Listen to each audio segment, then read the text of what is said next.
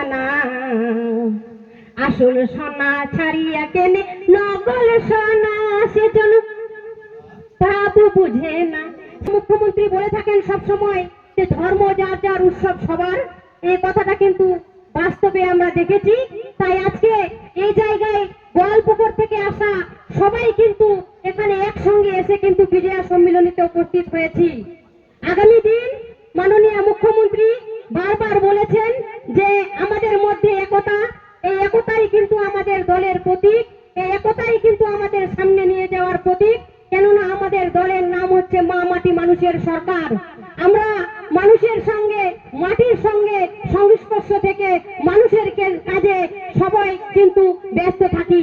তাই আপনাদের কাছে আমার একটাই অনুরোধ যে উৎসব হবে, আনন্দ হবে, তার সঙ্গে সঙ্গে কিন্তু 2026-এর ভোট, আমাদের বিধানসভার ভোট, সেই ভোটের জন্য আমাদের রণকৌশল এখনই শুরু করে দিতে হবে। কেননা আপনারা দেখেছেন বিগত দিনে আরজি করের ঘটনাকে নিয়ে কিভাবে বাংলার মানুষকে অশান্ত করে এই দুর্গাপুজোকে অপ্রীতিকর ঘটনা ঘটিয়ে একটা অন্যদিকে কিন্তু নিয়ে যাচ্ছিল। কিন্তু আজকে আমাদের মাননীয় মুখ্যমন্ত্রী সমস্ত কিছু ধামাচাপা দিয়ে আজকে কিন্তু বাংলার মানুষকে এই দুর্গাপুজো অনুষ্ঠানটি আনন্দের সহিত পালন করতে দিয়েছেন।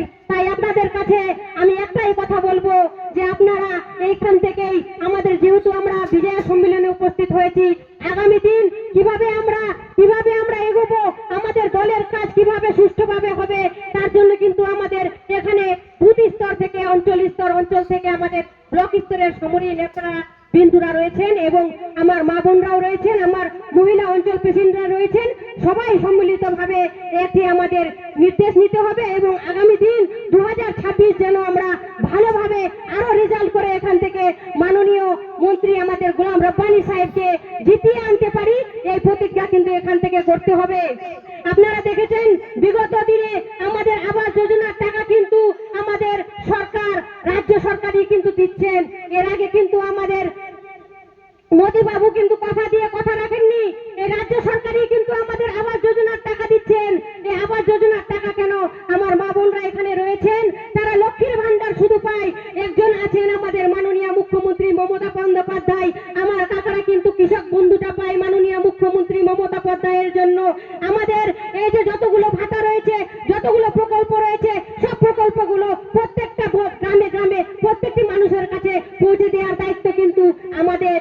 হ্যাঁ, আমি বলছি বিগত দিনে আমাদের লোকসভার রেজাল্ট একটু খারাপ হয়েছে, কিন্তু সেই জায়গায় হয়তো আমাদেরই হয়তো কিছু ভুল রয়েছে, বা আমরা ঠিকঠাক মতো লোকের কাছে পৌঁছাতে পারিনি, বা কেউ কিছু ভুল ভ্রান্তি বুঝিয়ে আমাদের ভোটগুলোকে খারাপ করে দিয়েছিল। কিন্তু মানুষ ভুল করে একবার, দ্বিতীয়বার কিন্তু এই ভুল হবে না।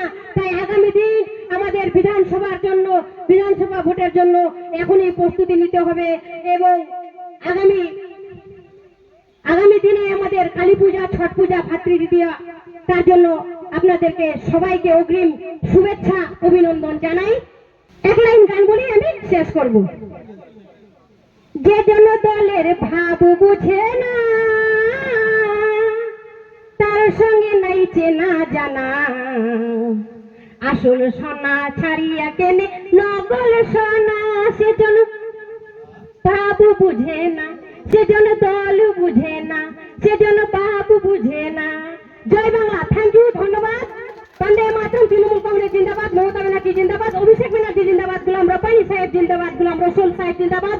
এখানকার আমাদের, যার কথা এখন আমি হয়তো ভুলে গেছিলাম, আমাদের সর্বশ্রেষ্ঠ নেতা এখানকার, আমাদের সবারই আইকন আহমদ রেজা সাহেব। সত্যি আমরা এমন একজন ব্লক প্রেসিডেন্ট পেয়েছি যার জন্য কিন্তু প্রত্যেকটা মিটিং খুব সুন্দরভাবে আমাদের হয়।